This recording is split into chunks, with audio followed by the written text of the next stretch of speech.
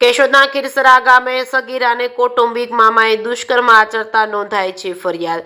કેશોદના ખીરસરા ગામે સગીરા સાથે દુષ્કર્મ અને કૌટુંબિક મામાએ આચર્યું હોવાની ફરિયાદ કેશોદ પોલીસ સ્ટેશનમાં નોંધાતા ઘેડ પંથકમાં ચકચાર મચી ગઈ છે। કેશોદના ખીરસરા ગામેથી સગીરા ગત તારીખ 11/5/2025ના ઘરેથી કહ્યા વગર જતી રહેતા કેશોદ પોલીસ સ્ટેશનમાં સગીરા ગુમ થયાની જાણવા જોગ અરજી આપી હતી। કેશોદ પોલીસ દ્વારા તપાસ કરતા સગીરા વલસાડના પલાસણા ગામેથી મળી આવતા જૂનાગઢ કોર્ટમાં નિવેદન પોલીસ દ્વારા લેવડાવવામાં આવ્યું હોય। સગીરા સાથે કૌટુંબિક મામાએ ઘરે રોકાવા આવતો ત્યારે કપડાં કાઢી સગીરાના મોઢે હાથ રાખી સગીરાની મરજી વિરુદ્ધ શારીરિક સંબંધ બાંધ્યો હોય।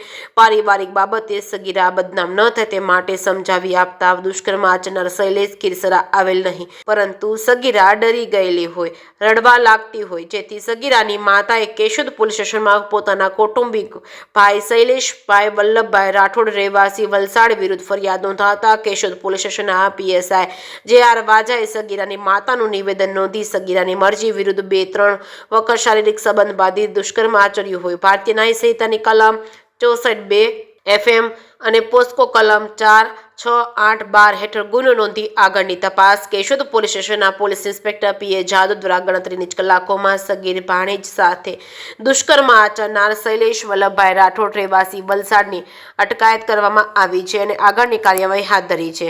JK સિંહ ગુજરાતી સાથે રાજુ પંડ્યા, કેશોદ। ગઈ તારીખ 12/5/25ના રોજ કેશોદ પોસ્ટીમાં એક અપહરણનો ગુનો રજીસ્ટર થયેલ હતો। આ કામે ભોગ બનનાર અઠવાડિયામાં પરત આવતા એની પૂછપરછ કરતા જાણવા મળેલ કે હાલ આ ગુના કામે નહીં, પરંતુ એકાદ વર્ષ પહેલા એના સગા મામાએ તેની સાથે ખીરસરા મુકામે બદકામ કરેલું હતું।